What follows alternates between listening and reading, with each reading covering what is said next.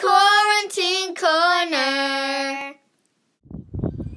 Good morning, Thorpe Cardinals. Today is Tuesday, March 31st. Welcome to another episode of Mr. Foster's Quarantine Corner. For today's announcements, I want to remind all of you to make sure that you're checking in on your Google Classrooms for any digital assignments or material that your teachers may have assigned to you. Also, middle school and high school students, don't forget that the grading period ends this Saturday. So make sure that you're turning in all of your assignments so that they're not counted late. The joke of the day is from Mason K. in 2nd grade. Hey Dad, What? why did the chicken cross the playground? Why? To get to the other slide. Ha ha ha! Good one, Mason. That was a real knee slapper. Today's fun fact comes from Mrs. Thiedemann. Hi Cardinals, Mrs. Thiedemann here with a fun nature fact. Black-capped chickadees are songbirds native to Wisconsin. They usually live in our forests, but have adapted to living in cities and eating from bird feeders. You've probably heard their chickadee-dee-dee call while playing outside. An interesting fact about chickadees is that they actually have a very complex alarm call. When they see a flying bird of prey like a hawk or an owl, they give a soft, high-pitched seat call to warn others of danger. But if they see a predator on the ground or perched in a tree, they use a loud chickadee-dee-dee alarm call. It's to recruit the other chickadees as well as other bird species to harass or mob the predator and get it to go away.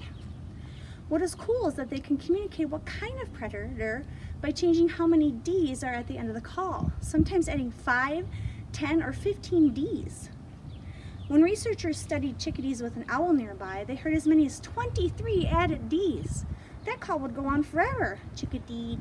Chickadee-dee-dee-dee-dee-dee-dee. Well, you get the idea. They also noted that chickadees know different species that aren't threats and don't sound the alert calls for those. Nature's pretty amazing. Thank you, Mrs. Thiedemann. Our episode today comes from Mrs. Jacque. Her and her family are going to teach us about making real maple syrup. Hey everybody, this is Mrs. Jacque. I'm going to show you where real maple syrup comes from. So first, we have to take a drill and we're going to drill the tree. Nuh-uh, not that one. Why not, Ben? That's not a maple tree, that's a pine tree. How do you know?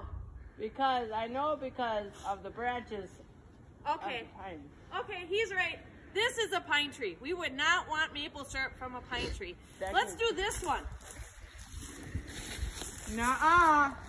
Why that's not, a Ben? birch tree. How do you know this is a birch tree? Because of the white bark. Because of the bark. Paper So are you saying you can tell a maple tree from the outside of the tree, from the bark? Yes, I do. Come Okay. on. Oh. Come on, everybody. Let's go find a real maple tree. Yes.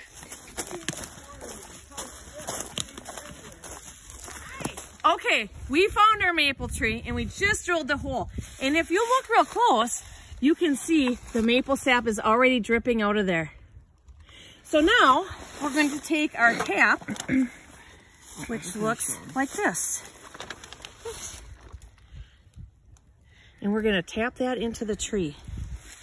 So Ben, will you do that for us, please? Thank you. You can see you want to put it right in the hole there. And tap right on the edge there.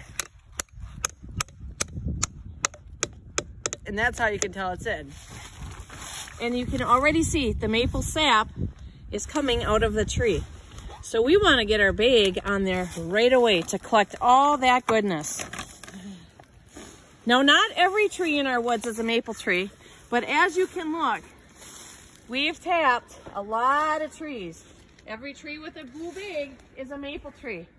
We have about 200 plus taps and bags out in this woods. So now, let's go find a bag that has sap in it. Okay, so once the bags have sap in it, we need to get the sap to our house, right? So we have four-wheelers, and on our four-wheelers we have these tanks. And what we do is we take the bag off of the tree, and we'll bring the sap to the tank. You can see this tree has sap in it. Not much today, but we got a little bit. And we'll pour it in.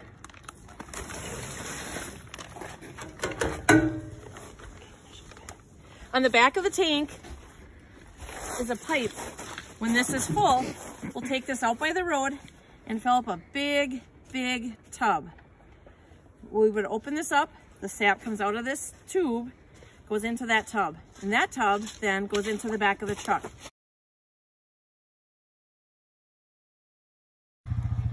So here we are at the tree, and as you can see, it's already dripping. We're going to take the sap that we've collected in the bag and pour it into the pail. We've got to make sure we hang it back up good so all that goodness drops right back into the bag. Then we fill up the four-wheeler.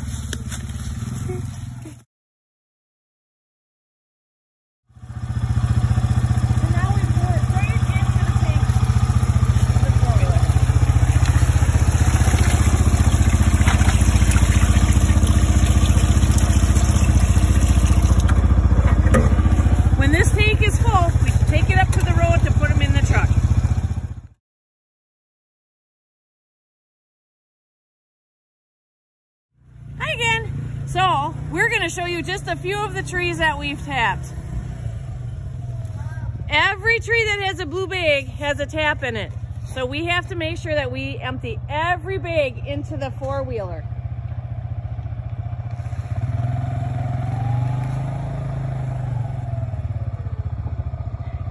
Like I said, we've tapped about 200 some trees, or at least we have 200 taps in trees, because some of the trees even have 2 taps in them.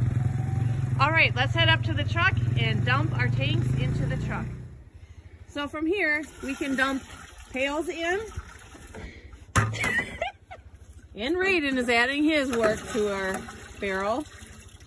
Good job, Raiden.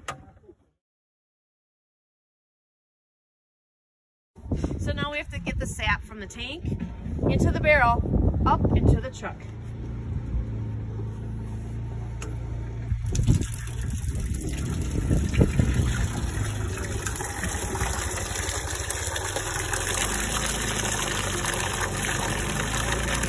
So what are you doing, Mrs. Jacque? So now we're dumping both tanks into the barrel. And you may wonder why these guys are sitting on it. Well, since these tanks are level, we need to bring all the sap to one corner. So by them sitting on it, it draws all the liquid to that corner so it can come out of the pipe. It goes from the pipe into a pump in the bottom, up the tube, and into the big tank. And right now, as you can see, we only have about 25 gallons. But on a really super good day, we can get as much as 300 gallons in here. We're gonna take the sap out of the tank. And usually we'd pump it into the barrels, the bigger tanks, but they're full of ice right now. I should say full of ice. They have ice in the bottom. Hello, boys and girls. This is our friend Alex right here. He helps us. We have him on tape. So, now we're gonna open up that bottom. I'll get that touched.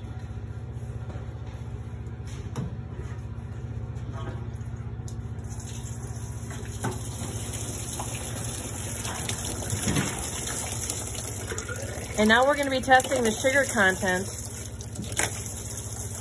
of the sap. More in there.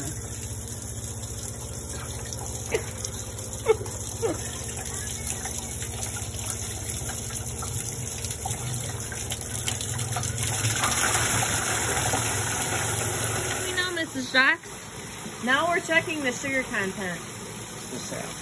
of the sap. Looks to me like it's a 2. What do you think, Mr. Jacque? Yeah. 2.0.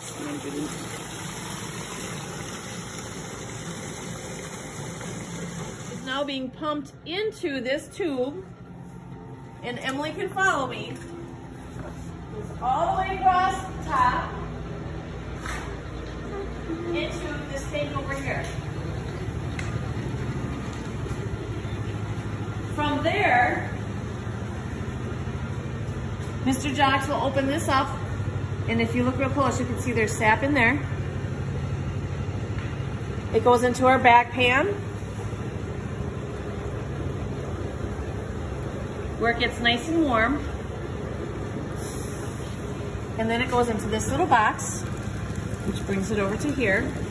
And this is where the cooking really starts. So from here, it really starts to cook. And then up here is where it turns into syrup. And it's like a maze. It has to go around one side, the other side, back and forth, back and forth, back and forth. And it's very important that we keep a hot fire going. Brandon, you want to show us our fire? Woo! That has to be going hot, hot, hot at all times. So now that the sap is cooking, we're going to check it to see if it's ready to be syrup yet.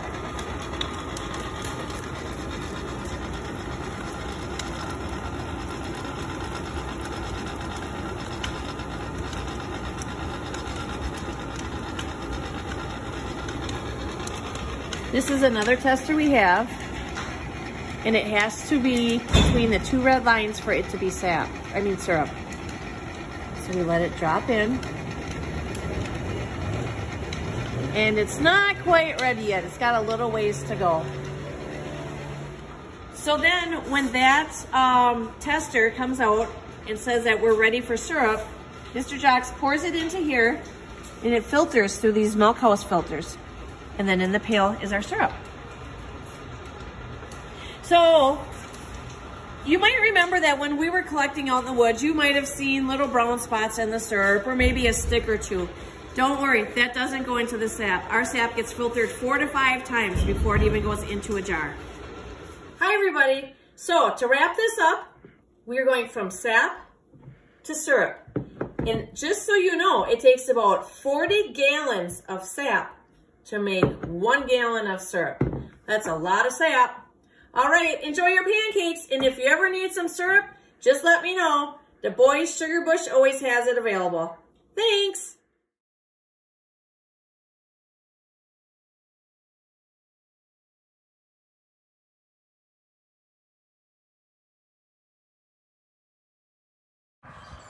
Thank you so much, Mrs. Jacque.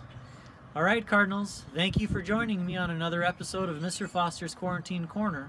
Don't forget to stay safe, stay sanitized, and stay smart.